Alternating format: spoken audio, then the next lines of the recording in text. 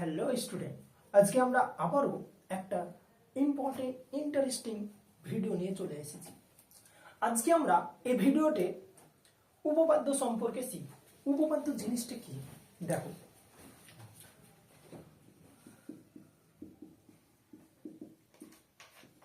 প্রথমত আমরা যখন মাধ্যমিক দিব তখন এই একটা উপপাদ্য কিন্তু পরীক্ষায় করতেই হবে। আমাদের দুটো উপপাদ্য থাকবে, তার মধ্যে যে কোনো একটা উপপাদ্য আমাদের করতে হবে। এই উপপাদ্য করার আগে এই উপপাদ্য জিনিসটা হচ্ছে আমাদের বুঝতে হবে আগে যে উপপাদ্য কি। দেখো, প্রথমত আমরা জানি যে উপপাদ্য মানে জ্যামিতিক কোনো তথ্য বা জ্যামিতিক কোনো বিবৃতি থাকবে, ঠিক আছে? সেই বিবৃতিটাকে আমরা কি করব? প্রমাণ করব। এই প্রমাণটা স্টেপ বাই স্টেপ আকারে আমরা করব। এটা হচ্ছে উপপাদ্য। কোনো একটা বিবৃতি দিয়ে দিবে। সাপোজ ধরো বললো 2 + 2 = কত? আমরা কি বলবো? 4। তাহলে 2 + 2 = 4 কিভাবে হলো, কিভাবে আসলো, এটাই হচ্ছে আমরা প্রমাণ করব। এরকম টাইপের কিছু বিবৃতি আমাদের দেওয়া থাকবে। এখানে একটা বিবৃতি আমরা লিখেছি, সেটা পরে আসছি। তার আগে আমরা জেনে নিই যে উপপাদ্য জিনিসটা কি। আচ্ছা, এই উপপাদ্য প্রমাণ করতে গেলে আমাদের মাথায় রাখতে হবে যে 4টে জিনিস বা 4টে স্টেপ হচ্ছে আমাদের কাজে লাগবে।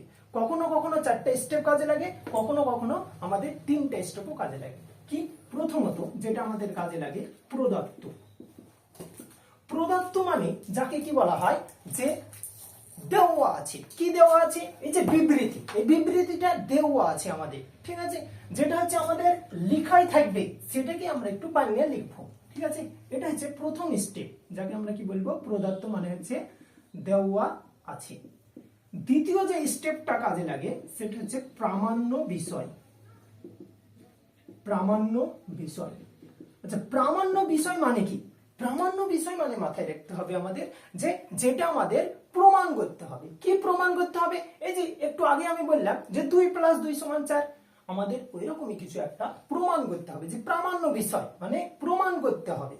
3 নম্বর যেটা আসছে সেটা হচ্ছে অঙ্কন।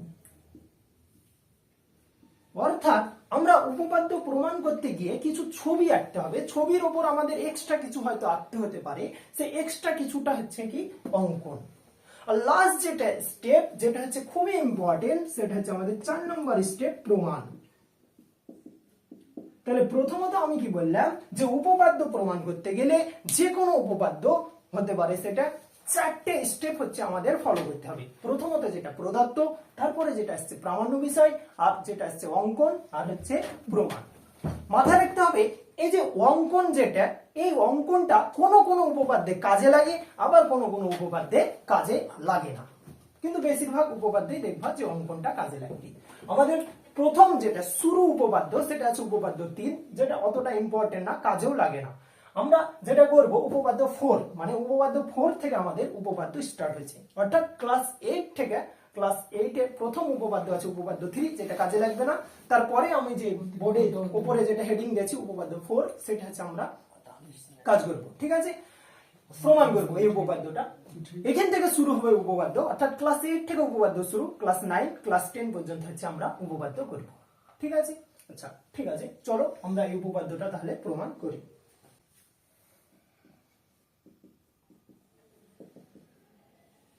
আচ্ছা, মাথায় রাখবে যে উপপাদ্য প্রমাণ করার আগে উপরে যে হেডিংটা থাকবে, অর্থাৎ পরীক্ষার খাতায় কিন্তু আমাদের ছবি দেওয়া থাকবে না, বা এই যে স্টেপগুলো আমি বললাম 4টে স্টেপ, এগুলো কিন্তু দেওয়া থাকবে না।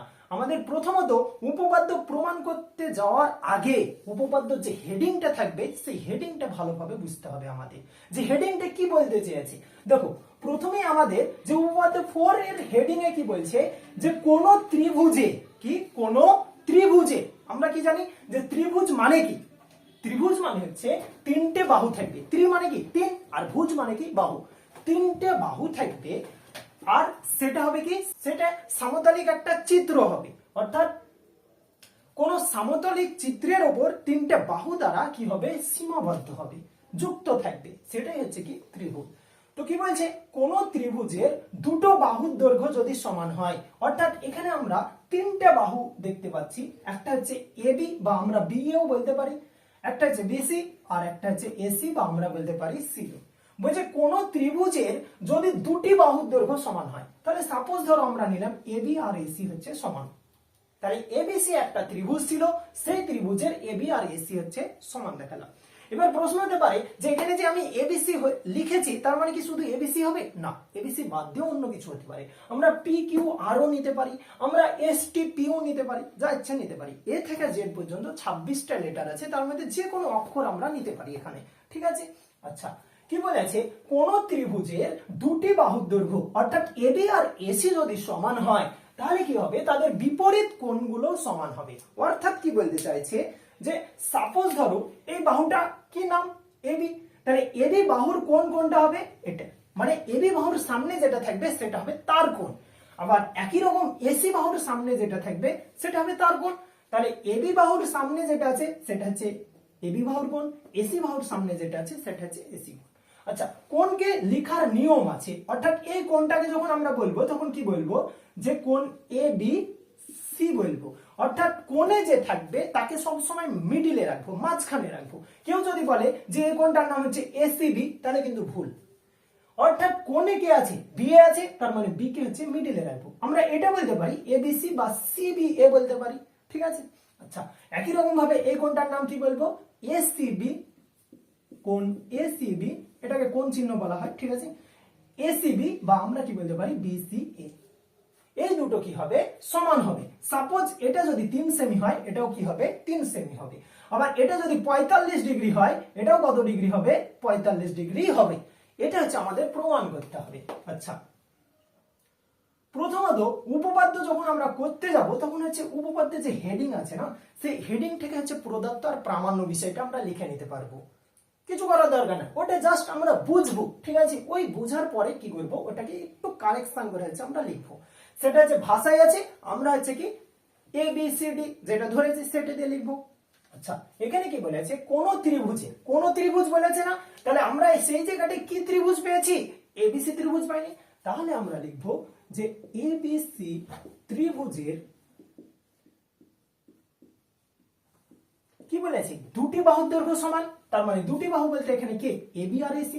তাহলে এবিসি ত্রিভুজের এবি সমান হচ্ছে এসি। যেহেতু বইয়ে বলে দিয়েছে ওটা যে কোন ত্রিভুজের দুটি বাহুর দৈর্ঘ্য সমান হলে, তাহলে সমান হলে পর্যন্ত আমরা সেটাকে প্রদত্ত লিখে নিলাম যে এবিসি ত্রিভুজের এবি সমান হচ্ছে এসি, ঠিক আছে। আচ্ছা, এবার হচ্ছে আমরা যেটা দ্বিতীয় স্টেপ প্রমাণ করব, প্রামাণ্য বিষয়। প্রামাণ্য বিষয় মানে কি বললাম, যে আমাদের প্রমাণ করতে হবে। কি প্রমাণ করতে হবে? যে বাহুর দৈর্ঘ্য যদি সমান হয় তাহলে কোণের দৈর্ঘ্য সমান হবে। তার মানে কোণ এবিসি সমান হবে কি কোণ এসিবি। তাহলে দেখো প্রদত্ত আর প্রামাণ্য বিষয় হয়েছে, আর হচ্ছে আমরা ছবিটা এঁকেছি। এতদূর পর্যন্ত কেউ যদি করে তাহলে স্যার যদি চায় তাহলে তাকে হয়তো 1 বা 2 নাম্বার দিতে পারে, এটা স্যারের উপর নির্ভর করছে, ঠিক আছে। আচ্ছা, তৃতীয় স্টেপ আমাদের কি ছিল? অঙ্কন। আচ্ছা, তাহলে হচ্ছে আমরা অঙ্কন করব। অর্থাৎ এই ছবিটাকে আমরা যে কোণগুলো সমান আছে এটা প্রমাণ করার জন্য আমরা কি করব, যে ছবির ওপর এক্সট্রা কিছু আঁকবো। এই ছবির ওপর এক্সট্রা কিছু আঁকাটা হচ্ছে অঙ্কন। কি করব, সাপোজ আমরা এই যে এ কোণটা তৈরি করেছি, এই এ কোণটাকে কি করব, আমরা সমদ্বিখণ্ডিত করব। এবার প্রশ্ন হচ্ছে সমদ্বিখণ্ডিত মানে কি? আমাদের বুঝতে হবে যে সমদ্বিখণ্ডিত মানে কি বলতে চেয়েছি। আচ্ছা, সমদ্বিখণ্ডিত মানে হচ্ছে মাথায় রাখবা যে সম মানে কি? সম মানে হচ্ছে সমান।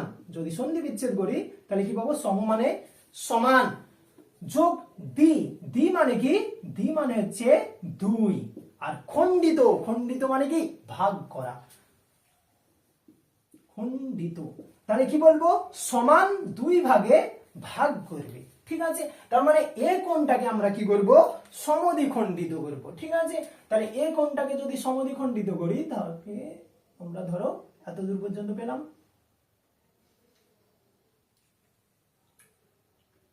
দিয়ে একটা বিন্দুতে ধরো ছেদ করলো, সেই বিন্দুটার নাম দিলাম ডি, ঠিক আছে। তাহলে আমরা এটাকে এবারে অঙ্কনে কি লিখতে পারি, যে কোণ বিএসি, কোণ বিএসি এর সমদ্বিখণ্ডক, সমদ্বিখণ্ডক। তাহলে বিএসি এর সমদ্বিখণ্ডক কি বলতো? বিএসি এর সমদ্বিখণ্ডক হচ্ছে এ ডি অঙ্কন করলাম, তাহলে কোন বিএসি এর সমদ্বিখণ্ডক এডি অঙ্কন করলাম, যা দেখো এই এডি বাহুটা নিচের একটা বাহু অর্থাৎ বিসি বাহুকে, যা বিসি বাহুকে একটা বিন্দুতে ছেদ করেছে, সেই বিন্দুটার নাম কি ডি।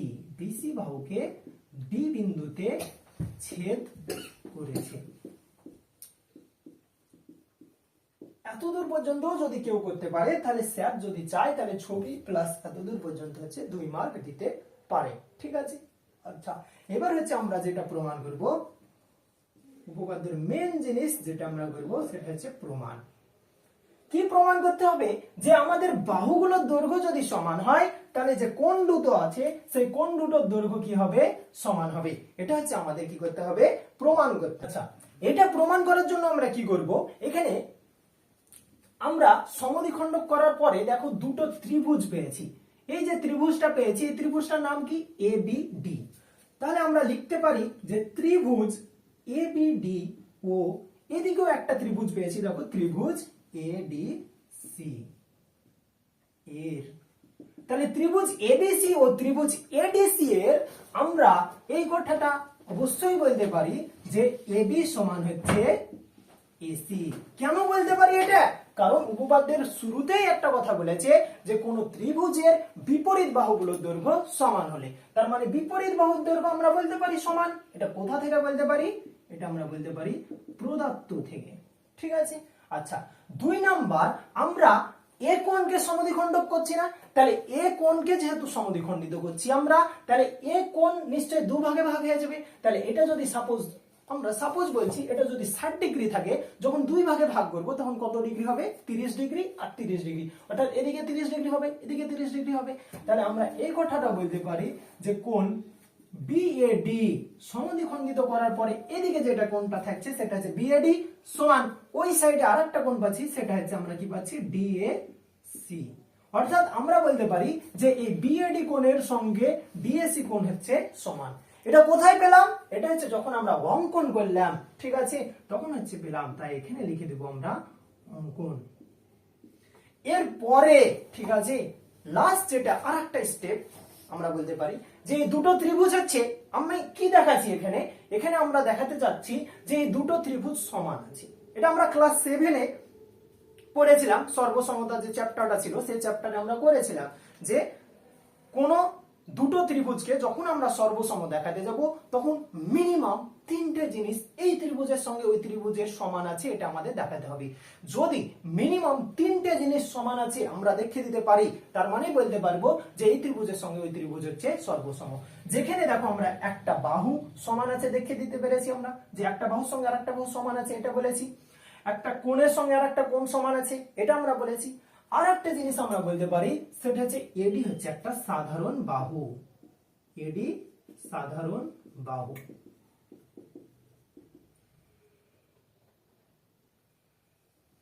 অনেক সময় আমরা বাঙালি ভাষায় ঘটক হিসাবেও বলতে পারি। অর্থাৎ ঘটক কি করে? ঘটকরা দেখবা যে ছেলে পক্ষ থেকেও কাজ করে মেয়ে পক্ষ থেকেও কাজ করে, ঠিক এখানে চিত্রটাই এডি হচ্ছে একটা ঘটকের মতো কাজ করছে। অর্থাৎ এডি হচ্ছে এই ত্রিভুজের সঙ্গেও কাজ করছে, এডি হচ্ছে ওই ত্রিভুজের সঙ্গেও কাজ করছে। তার জন্য এডি কে আমরা হচ্ছে যে অনেক সময় ঘটকও বলতে পারি। যে ঘটকের কাজ যেমন হচ্ছে ছেলে পক্ষ থেকে হচ্ছে যে কিছু পাবে, মেয়ে পক্ষ থেকে কিছু পাবে, ঠিক এডিটা হচ্ছে সেই ঘটকের মতো। অর্থাৎ এডি হচ্ছে একটা সাধারণ বাহু। এডি ছাড়া সম্পূর্ণ, এডি ছাড়া ত্রিভুজটা মানে দুটো ত্রিভুজ করা বৃথা, তাই না? কারণ দেখো এডি যখন হচ্ছে সমদ্বিখণ্ডিত করলাম তখন এখানেও একটা ত্রিভুজ তৈরি করছে, এদিকেও একটা ত্রিভুজ তৈরি করছে, তাই না? তাই এডি হচ্ছে একটা সাধারণ বাহু। আমরা জানি যে সর্বসম প্রমাণ করতে গেলে মিনিমাম হচ্ছে 3টে জিনিস দেখাতে হবে আমাদের কি, যে এই ত্রিভুজের সঙ্গে ওই ত্রিভুজের সমান আছে।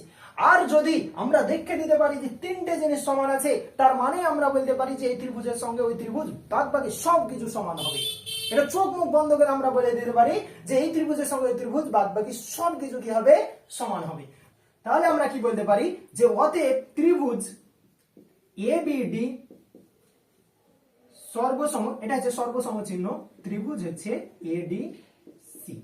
তার মানে ত্রিভুজ এবিডি এর সঙ্গে ত্রিভুজ এডিসি কি আছে, সর্বসম আছে। সর্বসম মানে কি বললাম, সব সমান হবে। তাহলে ত্রিভুজ এবিডি এর সঙ্গে ত্রিভুজ এডিসি এর সবকিছু কি আছে, সমান আছে। এটা হচ্ছে আমরা সর্বসমতার কোন শর্ত থেকে বলছি। আমরা জানি সর্বসমতার টোটাল হচ্ছে 4টা শর্ত ছিল, যেটা আমরা ক্লাস 7 এ শিখেছিলাম। যে প্রথমে এস এস এস, এস মানে হচ্ছে সাইড, মানে বাহু বাহু বাহু, প্রথম শর্ত। দ্বিতীয় শর্ত ছিল এস এ এস, আর তৃতীয় শর্ত ছিল এ এস এ, আর আরেকটা শর্ত ছিল আর এইচ এস। তাহলে দেখো তো, এখানে প্রথমে আমরা বাহু দেখিয়েছি, তারপর কি প্রমাণ দেখিয়েছি কোণ, তারপর কি দেখিয়েছি বাহু। তার মানে এটা আমরা বলতে পারি এস এ মানে অ্যাঙ্গেল, আবার হচ্ছে এস, তার মানে এস এ এস শর্তে হয়েছে না, অর্থাৎ সর্বসমতার যে দ্বিতীয় শর্ত ছিল। তাহলে আমরা এখানে লিখবো যে সর্বসমতার এস এ এস শর্তে, কোন শর্তে, সর্বসমতার এস এ এস শর্তে।